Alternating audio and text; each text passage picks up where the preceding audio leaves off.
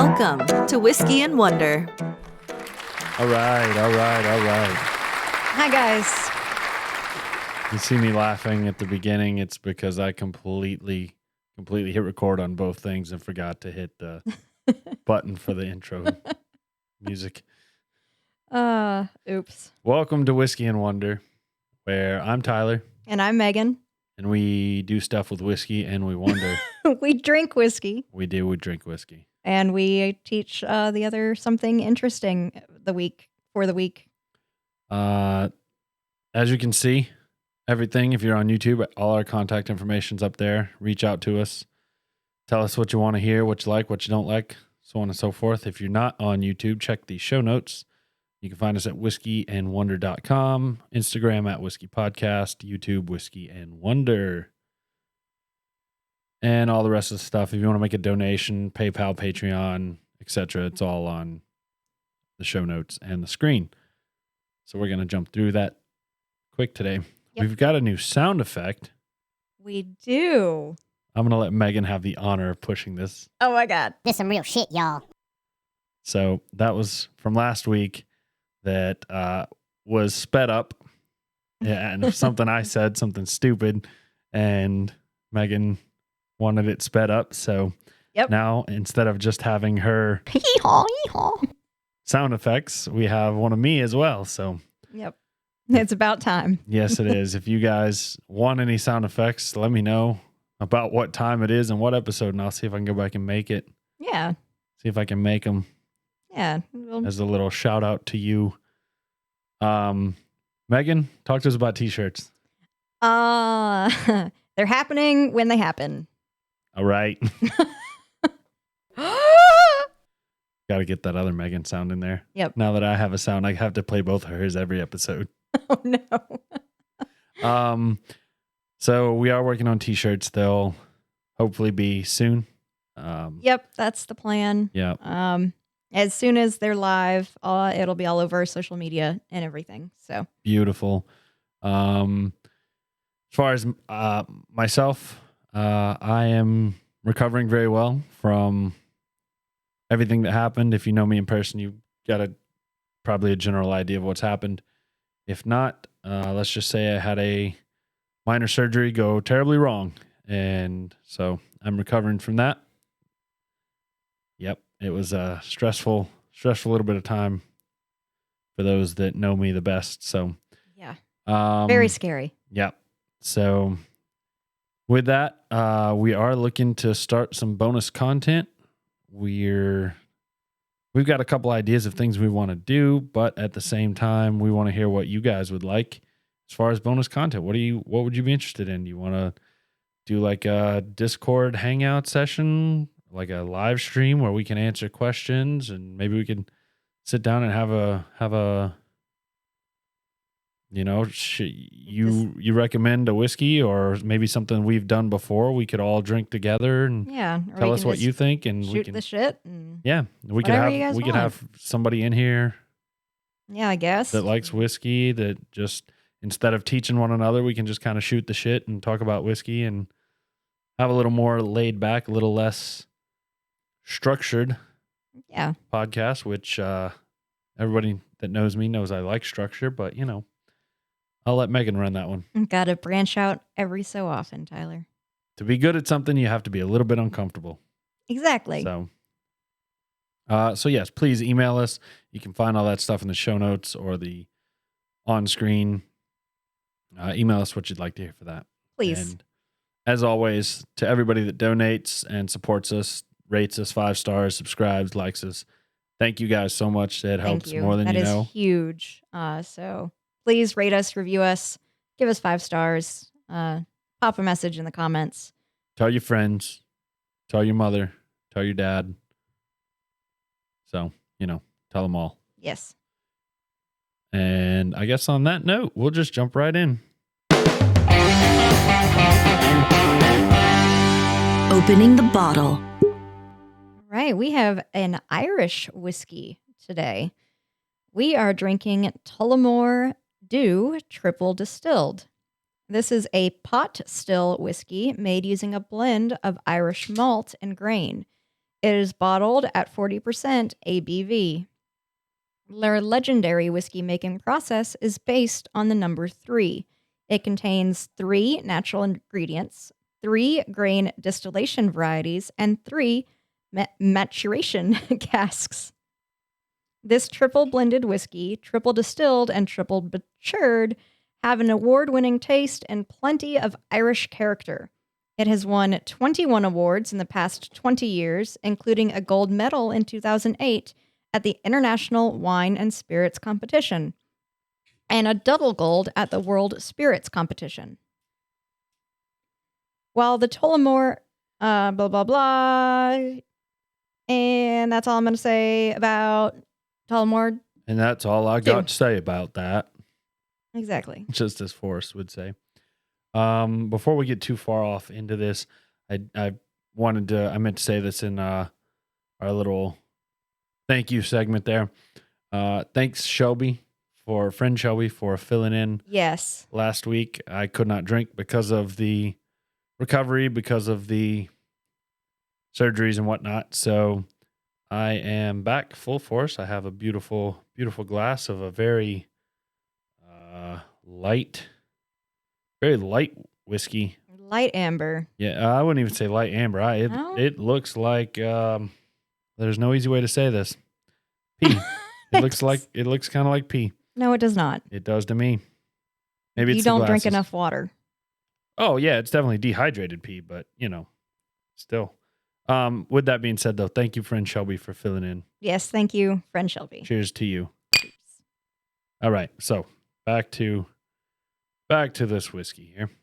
So I feel like this color is the color of the amber in like Jurassic Park that the mosquito is in. No way. No, This is lighter than that in my opinion. Is it? Yeah. Okay. Well, I mean, it could be the fact that I'm holding it up against a white computer screen that's making it look a little lighter, but I don't know. Smell wise, it is definitely not burning my nose hairs. No, but it is a strong smell. I smelled it as Tyler was pouring. With most whiskeys, I don't smell it from a few feet away, so that was interesting. What do you think? What are you getting off this one?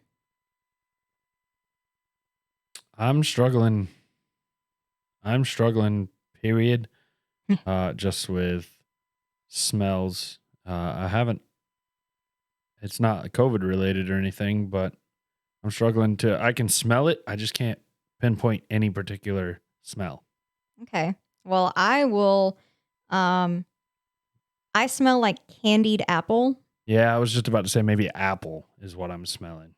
I smell specifically candied apple, like the red apple on Halloween with like the candy, with a stick in it. You know what I'm talking about? Yeah, but I know what you're talking. Covered in caramel. Oh, and I was saying the one that's the candy. So it's like it's covered in like a red candy. Oh, I don't know what that is. No? Oh, I'll have to Google that real quick. It's just a candied apple. Just look up candied apple. It's like a crunchy-ish red Oh, yeah, I see. sugar candy thing. Oh, yeah, I see what you're saying. See, I was thinking like one more like with caramel and nuts. Which is delicious. And now I want a caramel apple. Oh, yeah, that's what I was thinking of. A caramel apple, not a candied apple. Yeah. Ah, difference. Yes. No burn my nose hairs with this one. Definitely I just am getting overpowered and overwhelmed by candied apple. So that's what I'm gonna go with. That's what I'm sticking to. Yeah, I'm gonna agree with that. Like I said, apple was what I was gonna suggest. Megan's cheating over there. I almost took a sip. I almost did earlier too. I stopped myself. Yeah, I so far I like the way it smells. I think I've found that I've liked most Irish whiskeys in the past, so I'm excited for this. We are supposed to be smelling honey red apples, dried fruit, banana chips, toffee, and a touch metallic and malty. Well, I get the honey and the apples. Yes, I don't get any definitely honey banana apples. chips. No banana. No toffee. No, well, Yeah. I'm getting hit hard with the apple and honey. Yeah, I guess that's where I got candied apple from. Yeah. As I was combining the two flavors. So, okay. Well, bottoms up. Down the hatch. Cheers. And then, let's see. I'm watching Tyler's face. For those of you who cannot see him, he looks contemplative. Starts. It starts with that almost like a sweet apple, and then it finishes with there's a long burn, but it's not overpowering, and the burn has like a crisp apple taste on the end is what I'm getting. So the initial taste is way more mild than I thought it would be. It's definitely very sweet on the initial taste. It's very light. I could definitely see some like toffee flavors in that initial taste. Then it does, as you swallow it, it does start to like slowly bring spice up your throat, but Tyler's right. It's not overpowering. It's not uncomfortable. And I do get apple thrown in there as well, and maybe there's some sort of like dessert spice that I'm trying to name. Nutmeg? It might be nutmeg.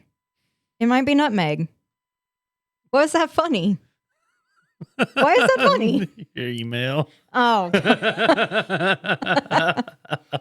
I've had that email since I was 10. I know. It cracks me up every time. It's adorable. I'm not going to give out our email, but I'm just going to say not my it personal has email. Nutmeg in it. It does. Yeah, no, I'm getting like a lingering.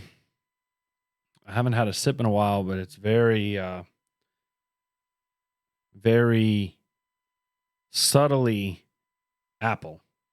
Like, I'm talking like legit apple, not like your candy, Not apple flavored. not apple flavored. Like you're not going to get this from like an apple flavored Skittle or something like that. This is like you just ate an apple. actual apple fruit. Yeah. Yeah, I agree. So on the sip I just took, I like kind of swished it around my mouth a little, and I got maybe like a little leathery or earthy, suede type flavor there at the end as well. But definitely the apple's lingering. That nutmeg is lingering. To be honest with you, I can't say that I know what nutmeg itself tastes like.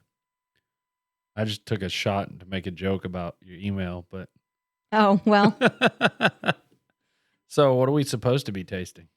We are supposed to be tasting honey, banana chips, apples, toffee, earthy malt, Okay. copper, cinnamon, and nutmeg.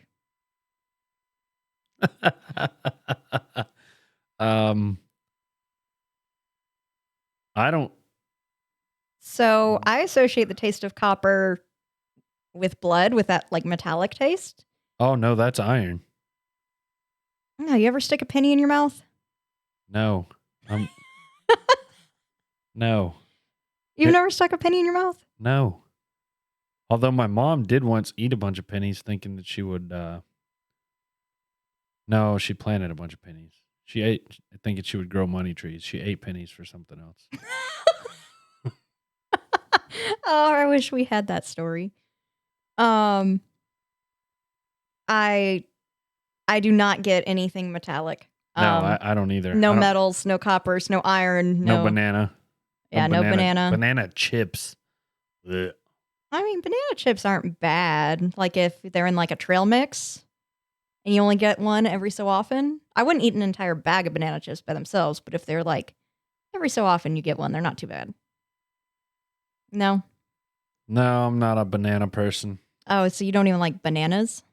I'll force them down if I have to, but You're crazy. nah. I might be able to force myself to think that I'm tasting banana, but truth be told, I don't smell it. I don't really taste it. I can see most of the other things in there. But as far as banana, I don't. I'm not getting banana or copper. Yeah, I can see everything else. Nothing metallic. Yeah. Yeah. All right. So we're gonna keep on sipping on that. Megan will probably do a little more sipping than I will, just because I'm presenting this week. So yes. On that note, we'll jump right in, and I'll preface this by saying it may be on the short side, so we'll see. it's a Tyler episode. It is a Tyler episode, but hopefully an interesting one.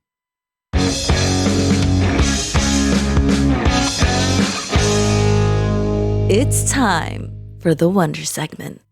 So I'm going to also preface this by saying it's kind of all over the place. Oh, no. There wasn't a good way to really organize the research, so I kind of tried to break it up by person and then chronologically. Okay. All right. What are we learning about? We're going to learn about the Ringling Brothers and Barnum Bailey Circus today. All And right. yes, there's Ringling Brothers and Barnum and Bailey. All right. So it's a 4-man crew. Ish. 7. 7. There were 5 Ringling Brothers. Holy Spoiler shit. alert. Actually, I think there were 7 total, but only 5 of them went into the circus business. Dear God. All right. Well, Anyway, learn me about the circus. I shall. So I assume you're probably like me. You probably grew up going to, or at the very least, hearing about the circus. Yes. Did you ever go? Yeah. How many times? A lot, or just like once or twice? I would say once or twice, maybe 3 times. Yeah. Definitely wasn't a lot. I know it was in the Peppy. It was in the Pepsi Center. Peppy Center? In the Pepsi Center in Denver. I got a new name for Pepsi. Peppy. I want some Peppy. Yeah,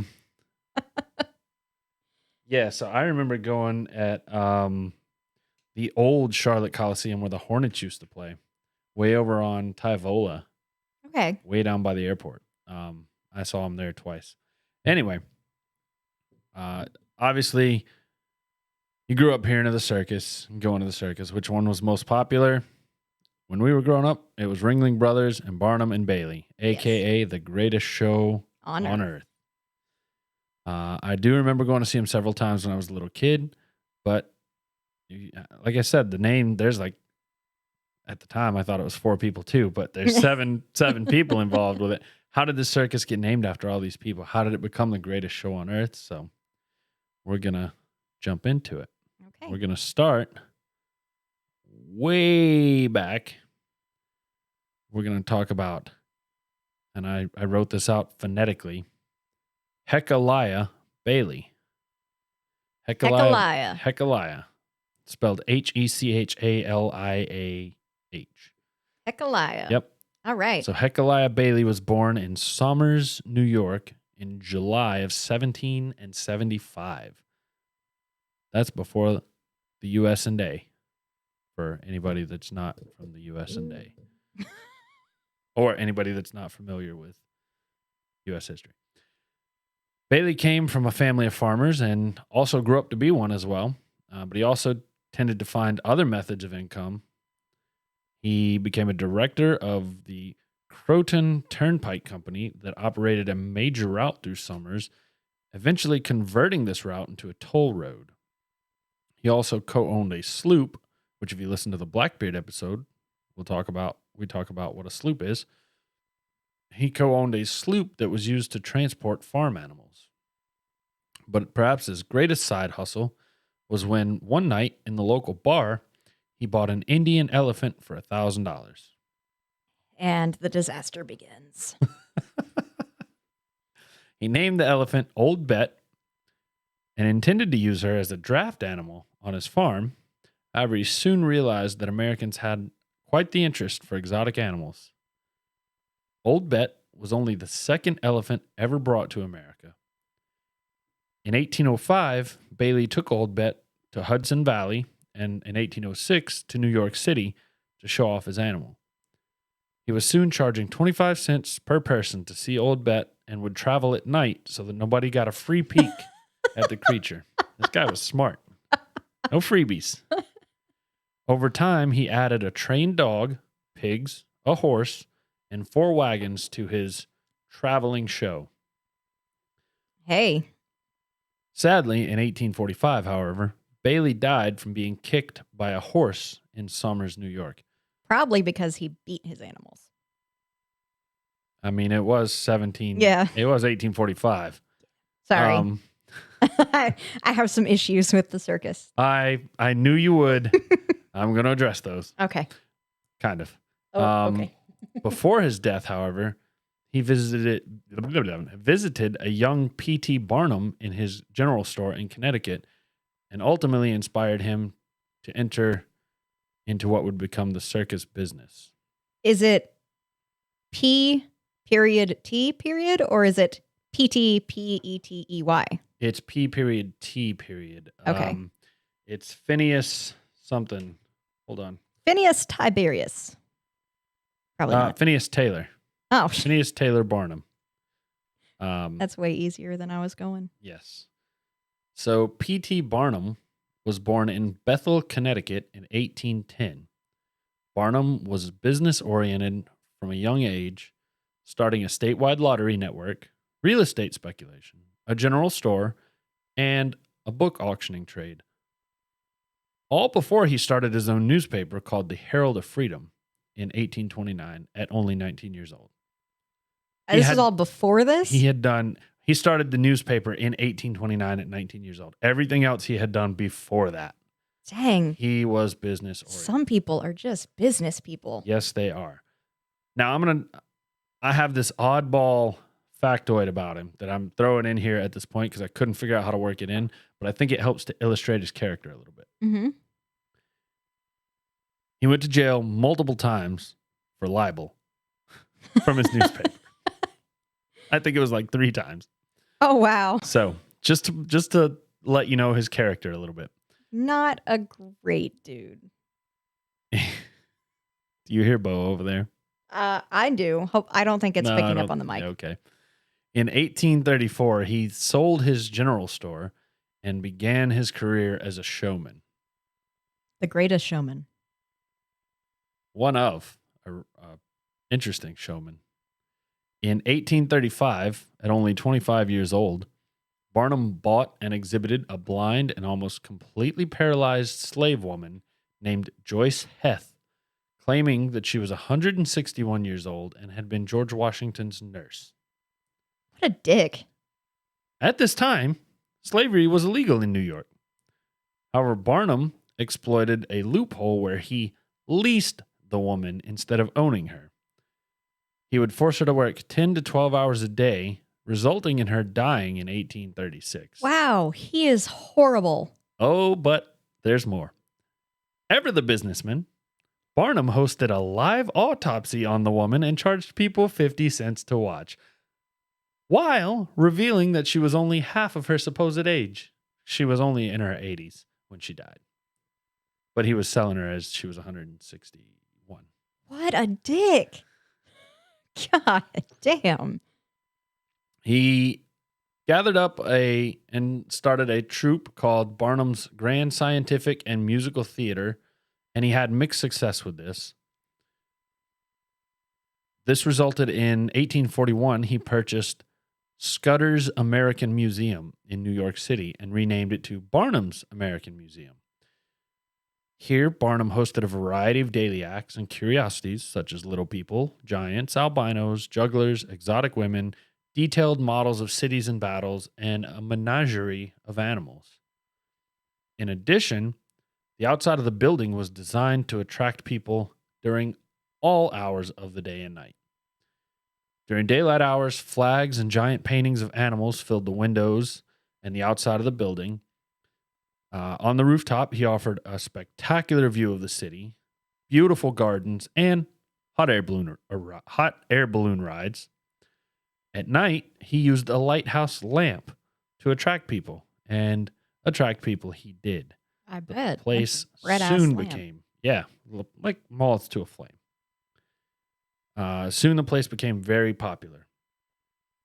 It wasn't until 1842, however, that Barnum introduced his first major hoax, the Fiji mermaid.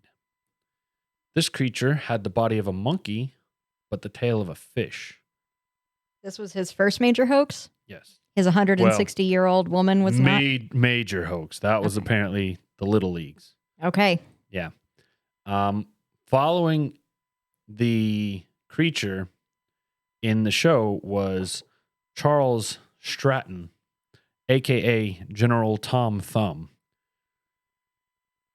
Stratton was a 4-year-old child at the time, but was stated to be 11. He had such enormous talent and was taught that he was able to. Let me try that again. Stratton had enormous talent and was taught to emulate people such as Napoleon and Hercules. By the time he was 5, the boy was drinking wine and smoking cigars for people's 5? amusement. 5 years old. Oh my God. This is horrible. Barnum soon added Native American dancer Fu Hum Me to the show. In 1844 and 45, Barnum and his show toured around Europe, eventually meeting Queen Victoria. Although she was saddened by General Tom Thumb, she thought it was very sad that this young person, this young child was acting this way. This meeting propelled him to regularly gain access to European royals. This enabled him to acquire several new attractions and mechanical marvels. And by 1846, Barnum's museum was drawing 400,000 people per year. Whoa, that's a lot of people. You got to remember at this time, and this is something I tried to do, is the morals of 1840s are a lot different than the morals of the 2020s. Yes, they are. So They are. And it's hard to think like that. And I Yeah. still don't like it. yeah, but we can't necessarily hold. I'm not saying this guy wasn't a dick in his own time, but we can't hold everybody to the standards we're held to today. Barnum did not enter the actual circus business until 1870 when he was 60 years old. He established P.T. Barnum's Traveling Museum, Menagerie, Caravan, and Hippodrome in Wisconsin and toured around the country. Let me pause and just say here, these people, spoiler alert, there was a lot of buying of other circuses and combining circuses and whatnot. And every time they would do that, they would just tag on, like Ringling Brothers and Barnum and Bailey. They would just constantly tag on until the name was like 4 different circuses made up of 6 words each, and the name is like 30 words long. It's a Fall Out Boy song. Yeah, basically. It's just like, how do you fit that on the marquee? Anyway. The show underwent many name changes until that's what I'm talking about. I didn't feel like listing out the 500 different words in the Yeah, name. no, that's fair. So the show underwent many name changes until 1881 when Barnum merged his circus with the circus owned by James Bailey and James L. Hutchinson, and Barnum and Bailey was born. Now, if you're keeping score at home, you may notice that James Bailey is not the same Bailey as Hecaliah Bailey. No, it's not. It is not. So let's talk about James A. Bailey. The time frame doesn't add up either, because I was talking about somebody in 1775 who met Barnum.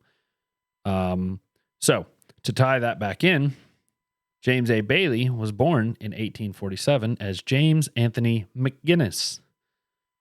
The future circus owner was orphaned at the age of 8. Oh. While working as a bellhop in Pontiac, Michigan, McGinnis was noticed by a circus advertising advance man. which from what I gathered is basically somebody who would travel ahead of the circus and kind of generate buzz about it coming. Yeah, Like a hype circus man. is coming. Yeah. Yeah. Hey, See the have you kids elephants. heard the circus is coming next week? Go bug your parents for some tickets. Kind of, This gentleman's name was Frederick Harrison Bailey. Bailey was the nephew of old Hecaliah. I see where this is coming together. Fred Bailey offered McGinnis a job as his assistant, and the two traveled and worked together for many, many years. And he was 8? Yeah. Okay. I think he was a little bit older. He was just orphaned at the age of 8.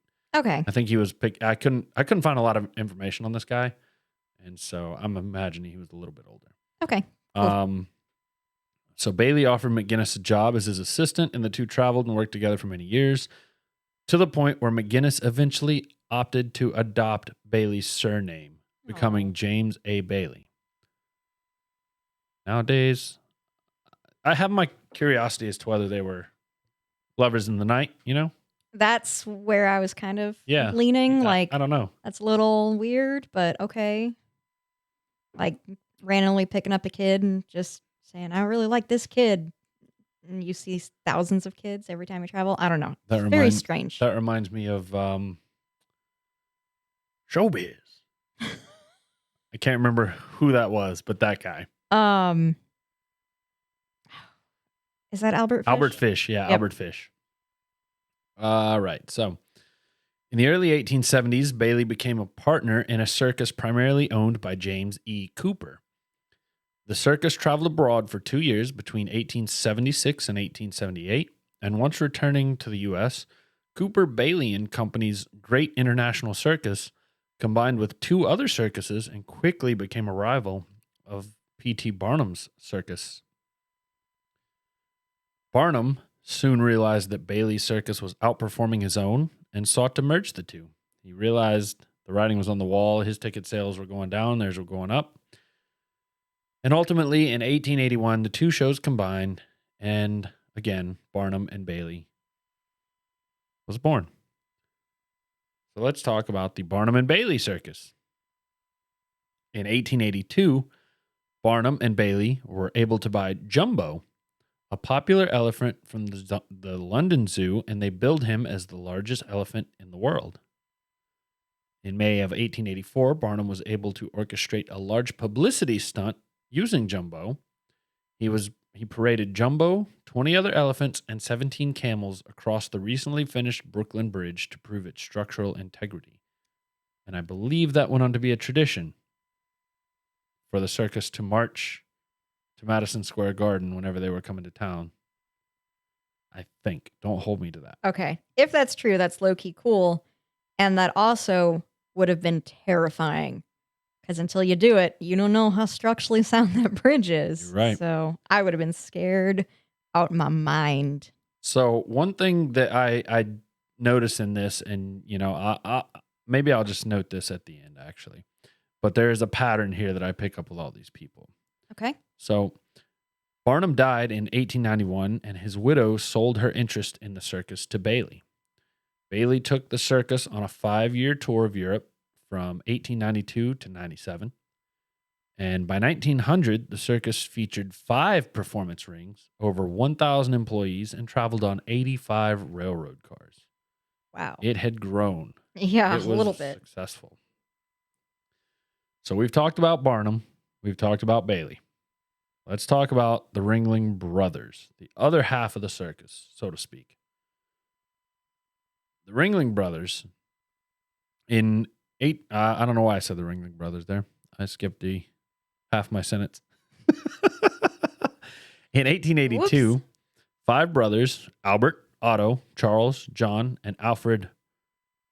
I could not find a pronunciation on this. It's Ringling.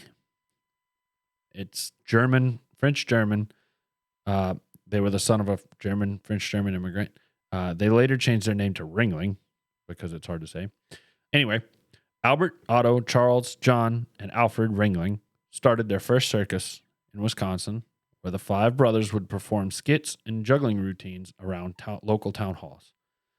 They toured around the Northwest for a few years, slowly expanding into a one-ring circus. In 1884, they purchased the Yankee Robinson Circus and opened a joint show, attracting the attention of James A. Bailey, who began to view them as competition. Bailey met with the brothers, and each side agreed to a division of areas, essentially your turf and my turf. Mm-hmm. Bailey also decided to sell the brothers half of the Adam Fourpas Sells Brothers Circus. These names, people. I don't know where these names came from, but part of the turf agreement was that the Ringling Brothers would not perform at Madison Square Garden, even though that was a place that the Ringling Brothers were desperate to perform. That was their goal, was to perform at Madison Square Garden. In 1906, James A. Bailey died, and the Ringlings took complete control of the Fourpas Sells Circus, which was still operating on its own. So even though they had ownership in it, they weren't combining it with theirs. Soon after, in 1907, shareholders of Barnum and Bailey's Circus approved the sale of the circus to the Ringling Brothers. In 1919, due to declining audiences caused by World War I, sorry. What? Wrong World War. Due to the decline of audiences by World War I, the two remaining Ringling Brothers, all the rest had died by this point, they decided to merge the two circuses to form the Ringling Brothers and Barnum and Bailey Circus. So at the time, they had their circus and Barnum and Bailey Circus traveling around making them money. So in the 1920s, the circus flourished during the Roaring '20s, as did Everything. Yep. They bought other circuses, added to, continued to grow. However, all good things got to come to an end, and the circus struggled during the Depression years. One thing they did have going for them during Depression and World War II is the FDR gave the circus special permission to continue using the railroads for travel. So, at least that. At least you don't have to do it by wagon train. Yeah. In the middle of a war.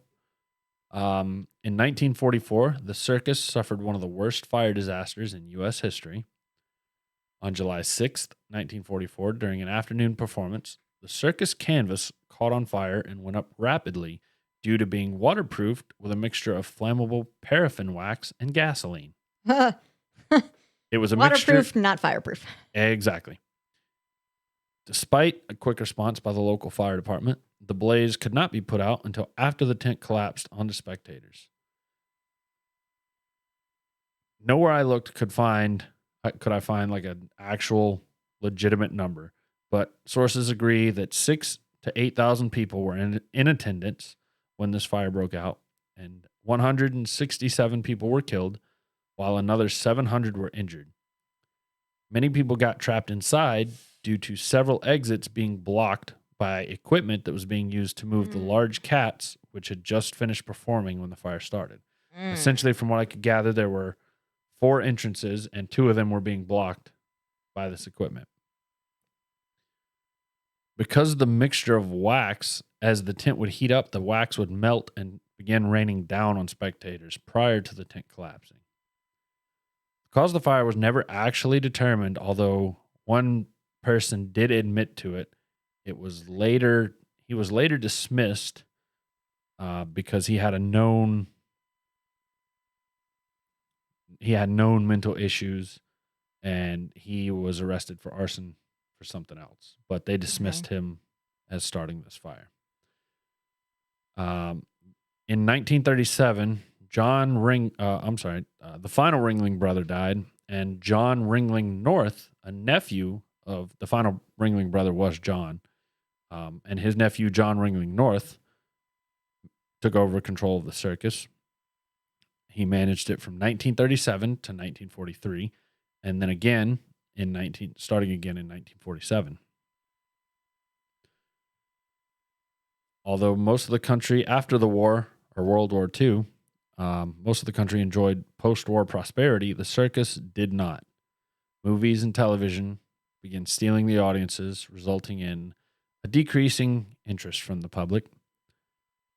Facing dwindling crowds and increased costs, North decided he was going to move the circus indoors and eliminate the big top and begin using stadiums and other large venues. Life magazine reported that a magical era had passed forever. And if you really think about it, like that was to be a kid during that time and the circus come to town. That was magical, I'm sure. Yeah. The final show under the big top occurred on July 16th, 1956 in Pittsburgh, Pennsylvania. Now, that doesn't mean that the circus ended because you and I both went to it. Yeah.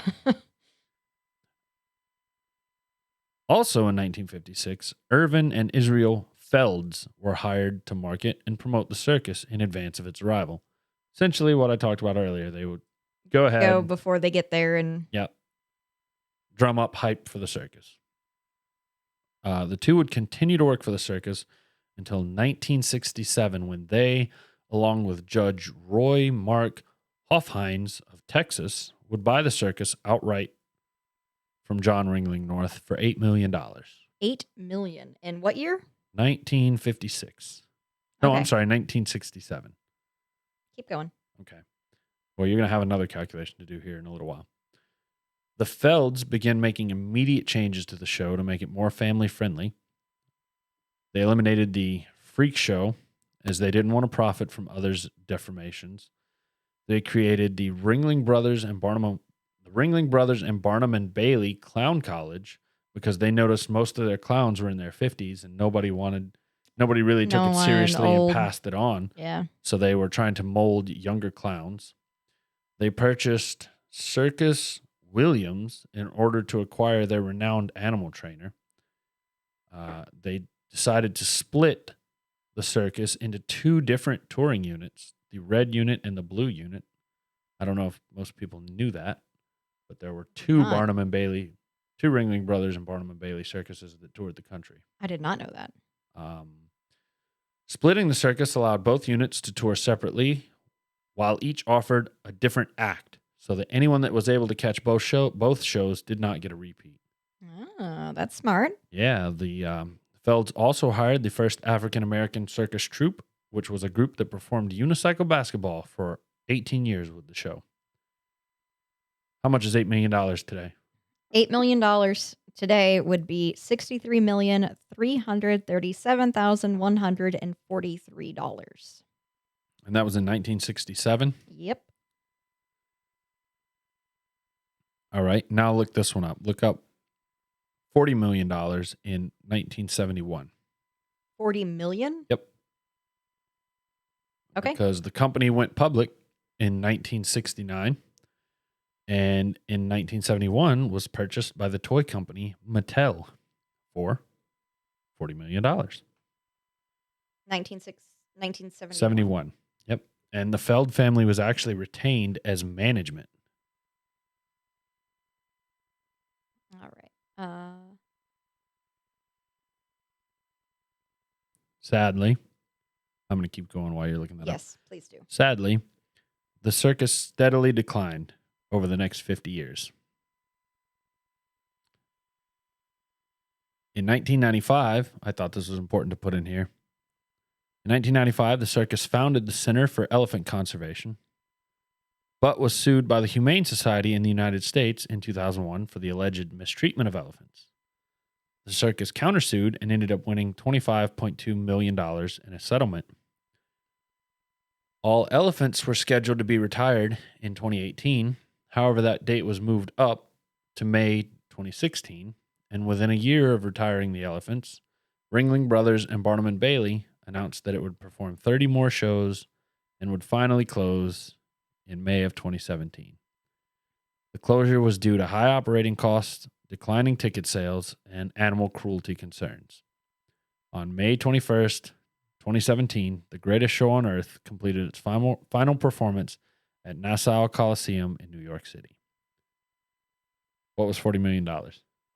So $40 million is $263,757,037. Not chump change. No, it's an increase of 559.39%. Today? That's the inflation percent. Yeah. Yeah. Now, I had notes on it.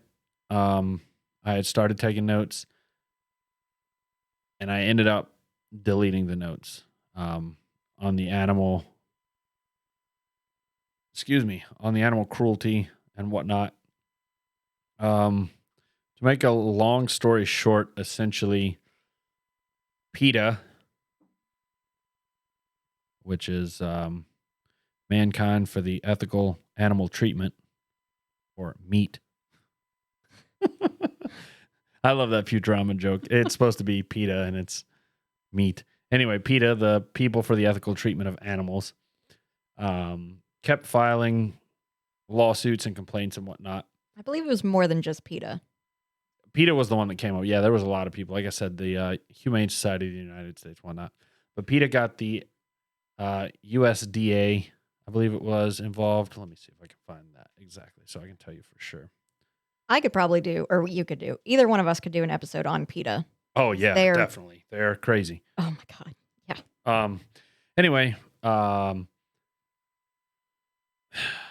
circus was fined. I think it was $240,000. They were fined by the USDA for they weren't keeping the animals, the paperwork, the equipment to deal with the animals. They weren't keeping it up to regulation. No. Which is sad when you think about it. But at the same time, they did do good things for animals. They retired all their elephants to the elephant conservation. They did found the Center for Elephant Conservation. You know, I'm sure, in my opinion, and this is all it is in my opinion, I feel like that's one of those situations where there's a disconnect between management and ground staff, where ground staff is told to get a goal done and do what they have to do to get this goal done, while management is in the dark on it, and management is probably against what they're doing. You know, it's just like any job I've had where safety is a concern. Management wants you to be as safe as possible until you've got to get the job done. Yep. And then safety goes out the freaking window. Get it done however you can. Yeah, get it done, and I'm going to turn my head. So, you know. But I did want to touch on there were animal cruelty concerns, and they did have to pay the largest ever fine by a private entity up to that time. So, yep. Did you have any other animal cruelty? I know that was what you wanted to talk about with the circus. That was my biggest issue with them. They used very archaic training methods in training all of their animals, their elephants, tigers, what have you. It was all very much negative reinforcement, punishment-based training. Yeah, that was part of it. Is PETA had video of, I guess it was the head trainer that was like whacking elephants with bull whips right before they were supposed to go on stage, and mistreating tigers and lions. Yeah, just horrible, horrible, evil people stuff. You know, and I don't know. I know those lawsuits were in the 2000s onward. I don't remember the exact dates, but I can kind of excuse that behavior if it's 1850. I can't really excuse that behavior if it's not in 2000s. Not in the 2000s. Not in the 1950s onward. Yeah. Yeah, people knew better then. Yep. So anyway, that's a quick and dirty on the Ringling Brothers and Barnum and Bailey Circus. I remember I used to go when I lived in Raleigh. We'd go see the train, the circus train that they came in on. Yeah, that's cool. Badass. We always got the red one. I wonder if Colorado got the blue one. I wonder if it was split by East and West. I don't know if it was split by East and West. I think I remember hearing that when I was little. Yeah. But I think it was one of those things where, because I talked about people could catch both shows. See both of them, yeah. I think it was one of those where like the middle of the country probably overlapped. Okay. Yeah, makes sense. But yeah, so that's a quick and dirty on the circus. All right, cool. Have you seen The Greatest Showman? The Greatest Showman. What is that? It is a movie with Hugh Jackman as P.T. Barnum. No, I have not seen that one. I watched a documentary on P.T. Barnum and this circus. And that I watched it. It was, I don't know, this was probably a year and a half ago. And it really kind of has hung in the back of my mind. I wanted to do this topic ever since, but I can't find that freaking documentary anywhere. Oh, I wanted to watch it again, but I couldn't find it. Interesting. Yeah. Do you have any personal experiences with the circus? Do you remember anything? My childhood is basically a black sheet. I know that we went to the circus and I remember having fun and I remember absolutely no specific detail. Okay, yeah, that's pretty much mine. I remember going and having fun, but I was real young and I don't remember. Yeah. I can't even remember if we took a friend or I don't know. I remember the parking lot more than I remember the circus. That's how I can tell you where I saw it at. So, but anyway, on that note, we'll jump in.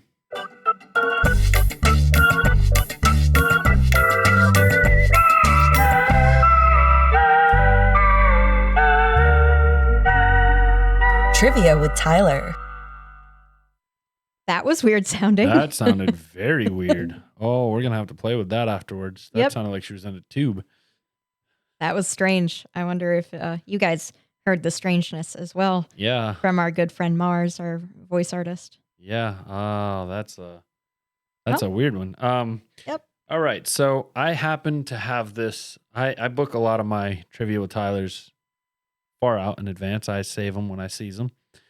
And I happened to see this one again yesterday on a cooking show I was watching. Yes, I like cooking shows. I like to cook, deal with it. No one was judging you. Somebody out there was judging me. No one was judging you. Somebody was.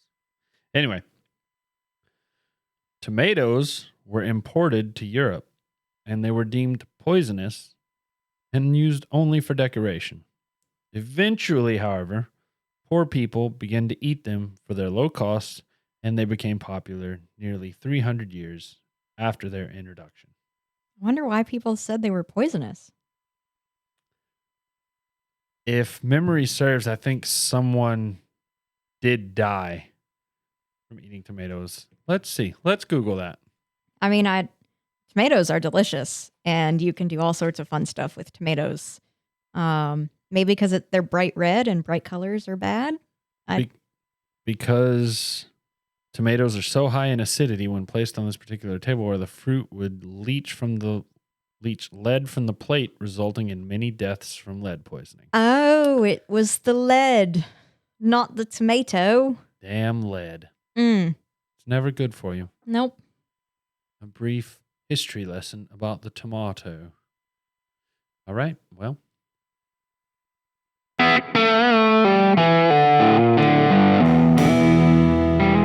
Final thoughts. That one sounded good. Yeah, it did. This some real shit, y'all. I don't know. I felt that was appropriate there. Okay. All right. So you have not drank a whole lot because you've been presenting. Man, I thought I was almost done. Oh no, not even close. I don't think I saw you take a sip that entire time. I took like 4. I don't think so. I did. Okay. I made sure. Okay, well, you barely touched your glass. So I really, really liked this whiskey initially. Like the first 10 minutes of drinking it, I was like, this is awesome. I'm going to rate it high. And the longer I drank it and the more I drank it, the less I liked it. So that was kind of a bummer for me. What did you not like about it? I feel like the taste is turning sour the more I'm drinking it. It's not as sweet as it was. It's just kind of an uncomfortable sour taste. I don't know how to describe it. But that's really the only way I can think to describe it is it just kind of turns The sweetness isn't sweet anymore. It's just kind of like, bleh. Where are you getting that sour? Is it on the front end? Is it on the back end? It's on the initial front and then on the back. The Really? mid's okay. Mid's tolerable. But Really? front and back, I'm to the point where I'm like, I don't like this anymore. Like, if I can just have the mid experience and skip the other two, I'm fine. So, Interesting. I had a lot of, obviously I was presenting, so I had a lot of it lingering kind of in my throat. And I got a very sweet vanilla-y linger the entire time. And for me, the only thing I didn't like about it is it's not as smooth as I would like. It's smooth, but it does have that burn. It's not overpowering, but as you guys know, I'm not the biggest fan of spice. mhm. Um, I'm not saying this is overly spicy by any means. It's probably like a 5 out of 10 on the spice scale. It's pretty middle of the road, Yeah. but I like a 3 as far as spice goes. Yeah. That's just what I like. Um, that was the only drawback for me. I don't know how.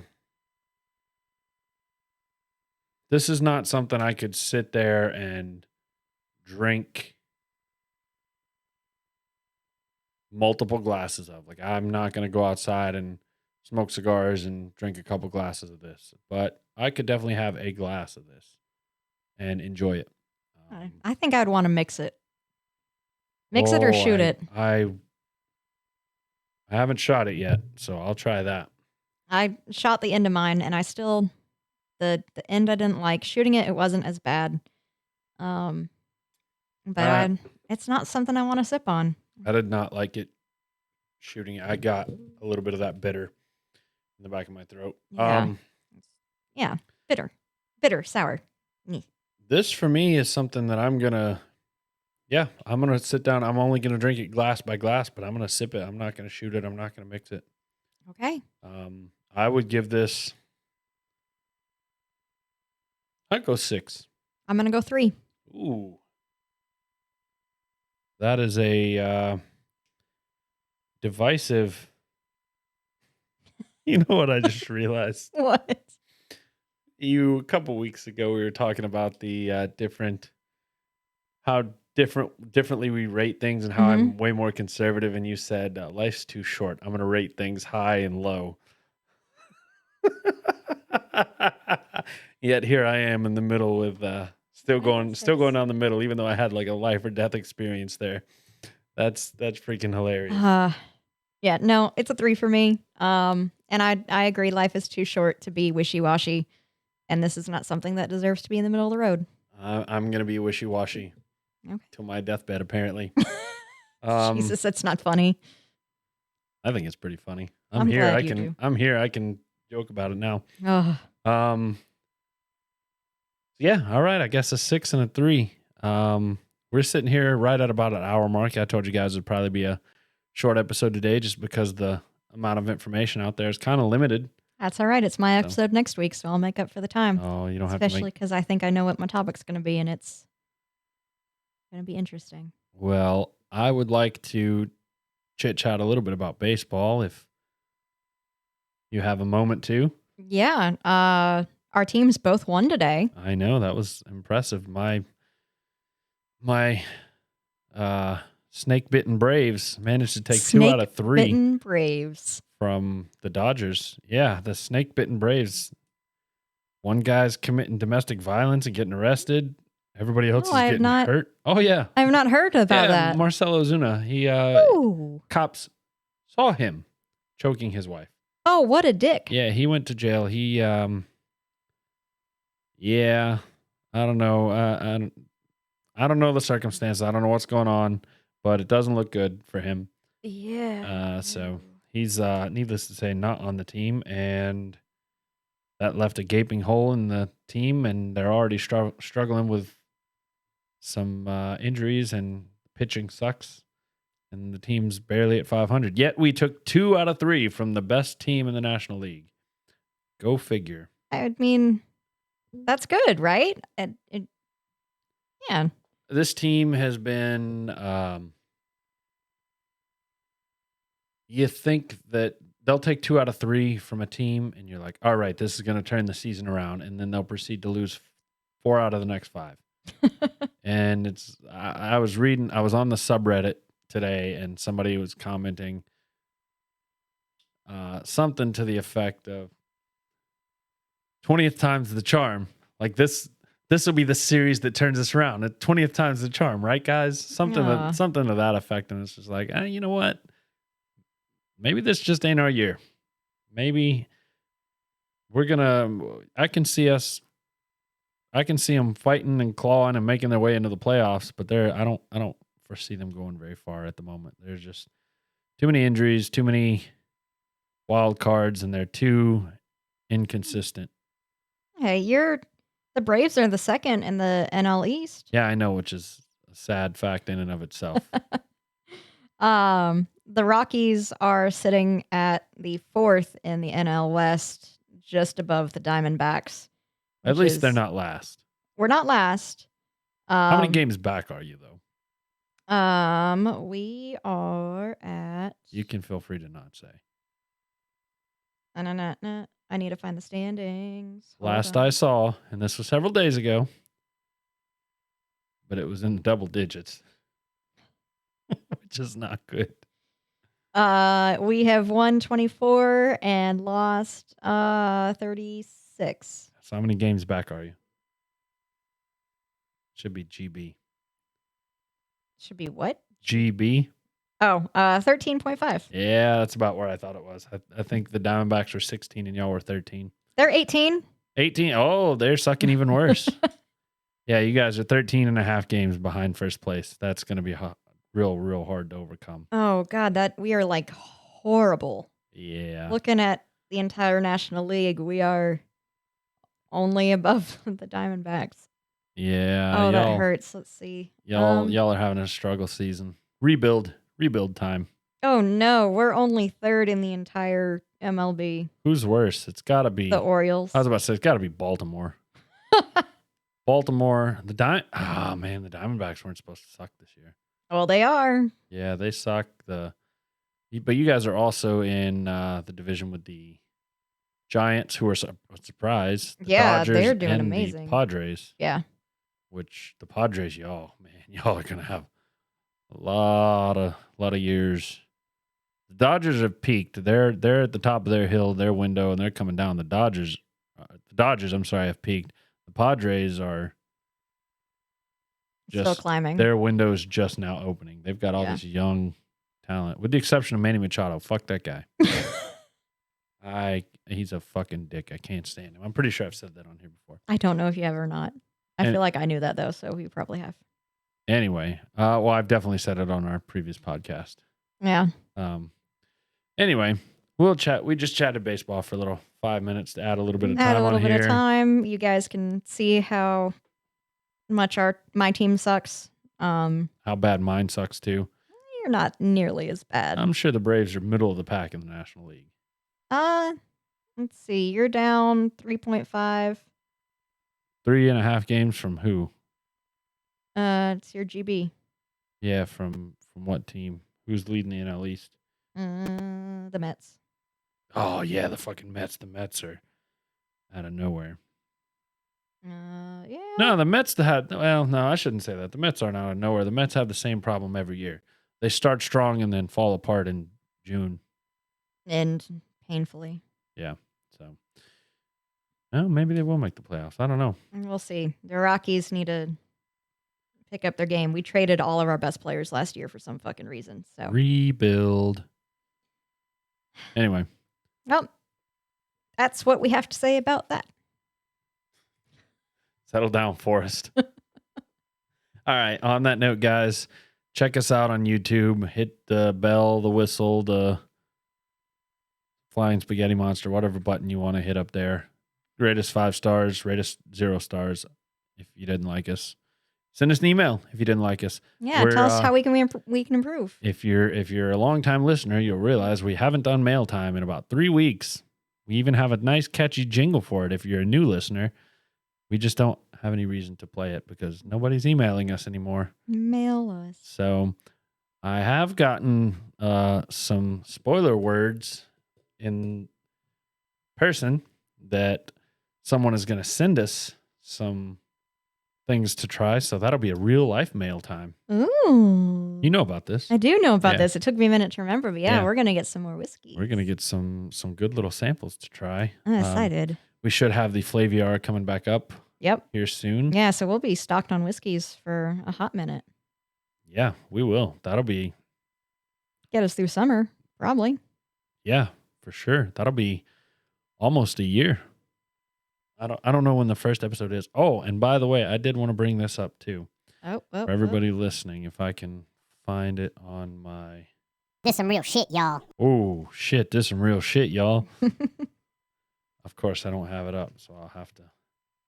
I don't know what he's looking up, but I have to fill the dead air somehow. Nope. So We are sitting at 2,076 listens. Yes. I forgot to mention that you get us to 2,500 and we go snippy sniffy on the beard. If you're on YouTube, take a good look. It won't be around much longer. It'll be mustache form when we hit 2,500 listens. So, Get us there, guys. Please. I want that thing to go away. or not, you know, Or do. or not. Or do. I have a sound effect for that. Is that a sound effect for you or for me? For me, Okay. please don't. I regret making that decision. Well, we'll see. It is what it is. It's going to happen. So I'm sure. Anyway, we're close. We're over 4/5 of the way there. 80%, almost 81, 85% probably. But anyway, on that note, I reckon we're going to get out of here. Alrighty. Thank you guys for sticking around. It's been fun. Hopefully no other crazy life shit happens, and we will be consistently updating from here on out. Look forward to the t-shirts. Check us out on social media. All that stuff's in the show notes. It's on the screen. Megan will get the t-shirts going. I will. I promise. Or I will fire her. I will get them going. I promise. I don't think I could fire her if I wanted to. No, thank you, Tyler. I just meant you wouldn't let me. No, definitely not. I know where you live. I'll just show up every Sunday. Fair enough. I'll keep letting you in. You can't make me leave. On that note, guys, thank you again. Have a wonderful week. Most importantly, don't drink and drive. And cheers.